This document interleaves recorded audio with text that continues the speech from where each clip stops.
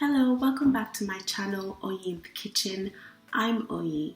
Today I'm going to be making a Nigerian dish called Efo Riro. So Efo Riro is usually made with spinach, but I'm going to be using kale today. Kale is a little bit superior to spinach in its health benefits for you, and it also tastes really good. So if you want to see how I make this delicious recipe, stay tuned. Don't forget to comment, like, subscribe to my channel and share my video, and tell me what you think about the recipe today. Enjoy!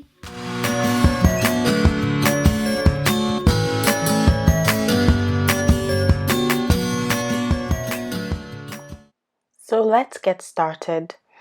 I have 6 pieces of chicken in my pot. I'm gonna add 1 chopped onion, a small one, 2 tablespoons of ginger. You can also add any herbs that you wanted here, maybe even garlic if you wanted.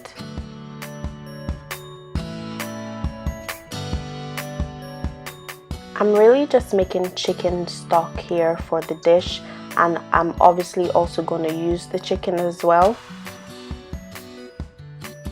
I have a knorr seasoning cube here. Well, it's actually 2 cubes, so I'm using 2 of them equals 4 cubes.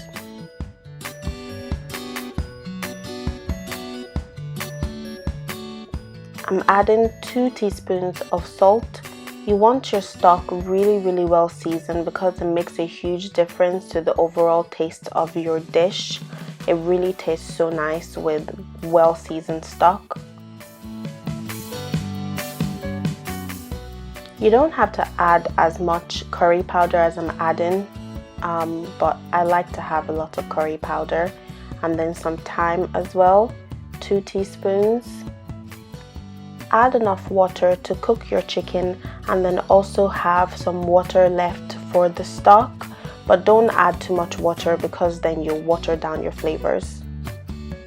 I used 4 bags of kale for this recipe. 4 might seem like a lot, but you'll actually be shocked at how much this shrinks. I first saw kale used for efo when I went to visit my sister-in-law, and I was at first skeptical about it, but I actually prefer it to spinach now. It's really nice. Make sure you look through your kale because it tends to have dirt in it and bits that you might want to pull out, especially if it's the unwashed bag of kale.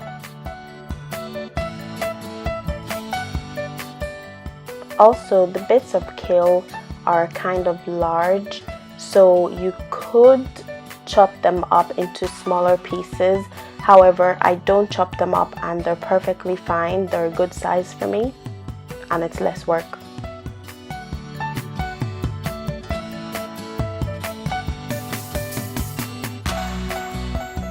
Immersing the kale in hot water helps to remove the dirt, and also it helps to soften the kale a little.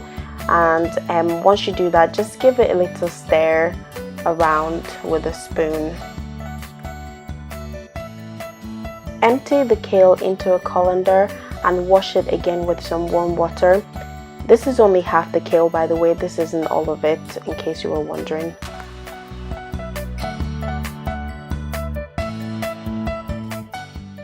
Squeeze as much of the water out of the kale as you can to prevent the efo from being watery when you cook it.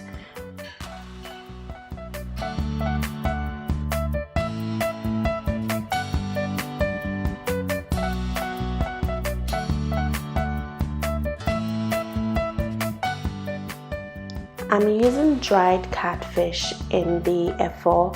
You can use any type of dried fish that you like or none at all. I soaked the fish in hot water and some salt about 3 to 4 times to wash it out. The salt draws out all the dirt and sand to the bottom of the bowl. Now we can get started with making our sauce. So this is the ingredients that I'm blending together for the sauce. Traditionally, people don't actually use ginger or garlic in this type of stew, but I really like to add it to mine, but you don't have to do that.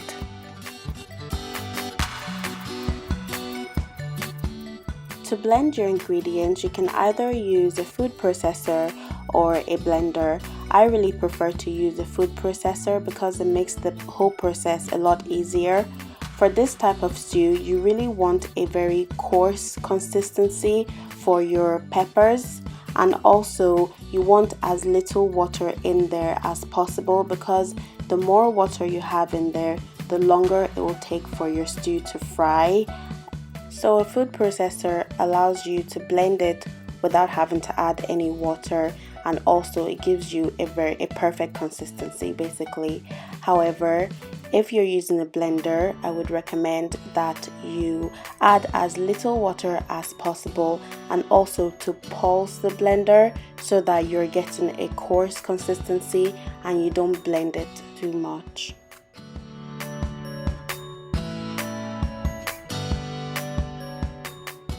So that's what you want to see there, lovely coarse mixture.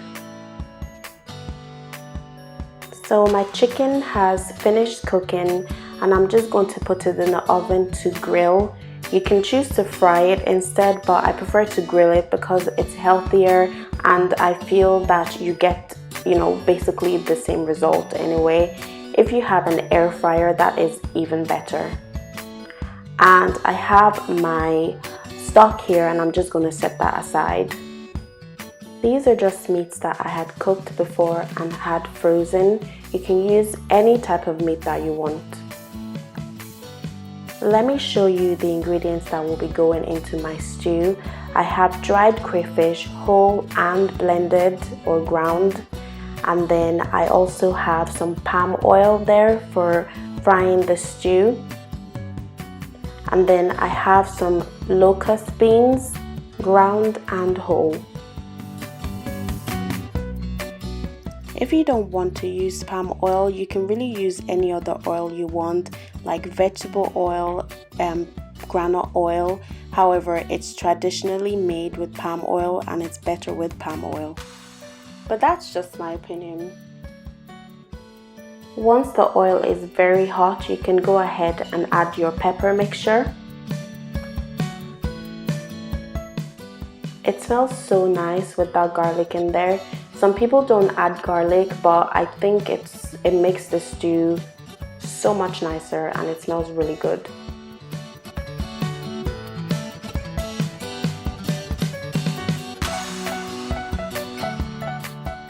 I like to add some knorr cubes at the start of the cooking just to flavor the base of the stew. But I am being careful about the amount of seasoning I add here because I'm being mindful that I'm still going to add some stock and also some seasoned meats.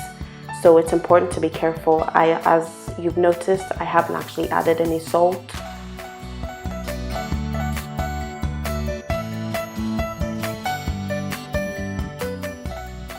And then I like to add some locust beans early as well, but the whole one, not the ground one yet.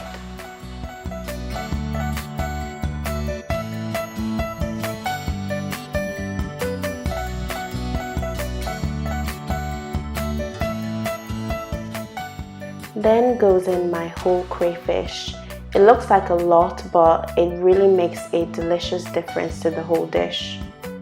Just to let you know, some crayfish can be very sandy and dirty, so you might want to wash yours, but mine is clean. Then goes in my dried fish. I like to also add this fairly early because dry fish tends to be a little bit tough. This one isn't, but just to let it cook and soak in all that flavor.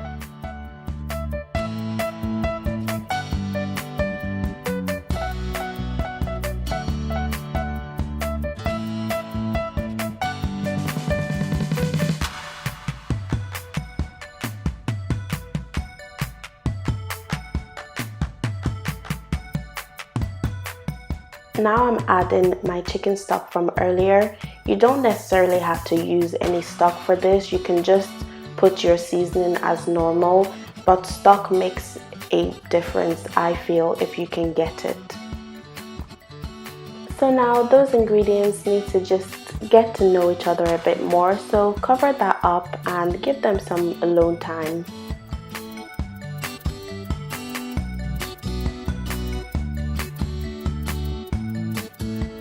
It's starting to look very good, coming together very nicely.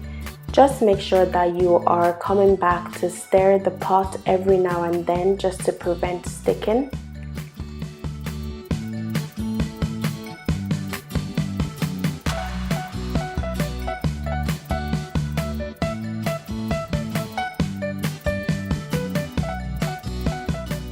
After about 5 to 10 minutes of cooking, we're ready to put our other meats inside the stew.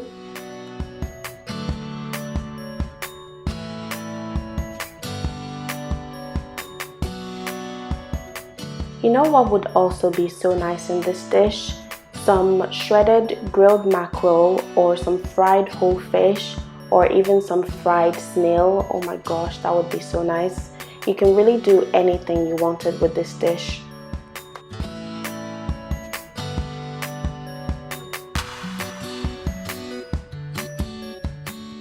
You can really tell I'm my mother's daughter from the amount of meat I am packing in this dish. She makes really rich dishes, and I suppose I inherited that behavior from her. But nobody in this household is complaining, for sure.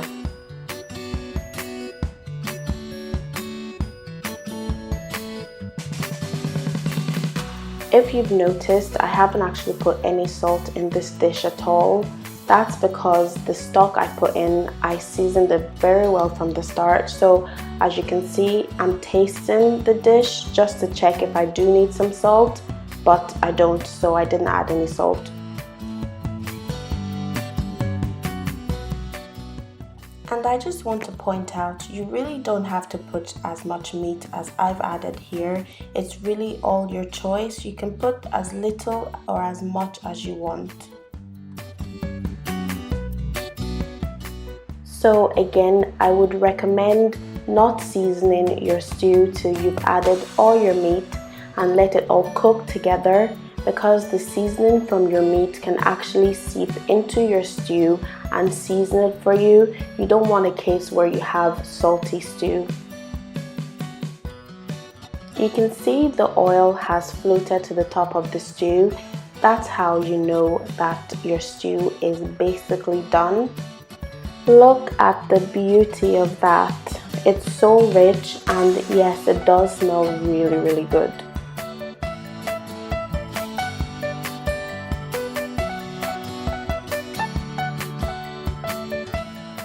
Now at the very end, I want to add my finishing touches. So I'm adding the ground locust beans. It really adds a depth of flavor that the whole beans don't add. And then I'm adding my ground crayfish as well, and it just really finishes the dish off very, very nicely. And of course, you can leave out the locust beans if you don't like them. I hated them when I was a child. For some reason my palate changed, and now I love it, and it really makes a difference, so I would recommend that you add it.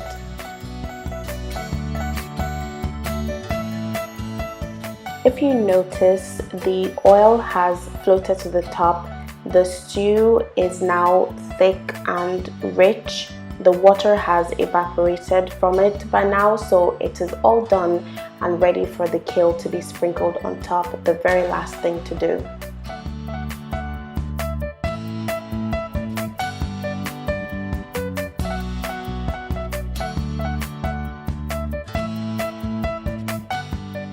And now mix that all together, let it all merge together, and yeah, that is literally everything done.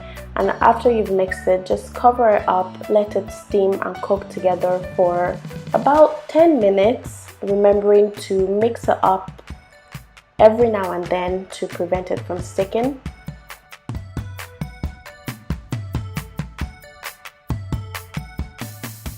Would you call this an easy recipe? I would say it's an easy recipe. Let me know what you think in the comments, but this is really easy. It's not the fastest process, but it's so easy to make and it's so worth it.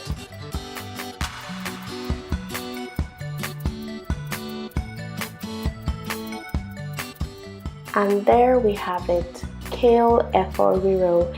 It's so delicious. It looks so good, doesn't it? And it's really rich. So yes, on that day it was pounded yam that was the chosen option, but I love this with some freshly cooked white rice. Oh my goodness. Thank you so much for watching. Definitely try this kale version of Efo out, you'll really like it. I'll be posting new videos every Wednesdays and Saturdays, so stay tuned for those. Thank you so much. Don't forget to like, comment and subscribe. Bye bye.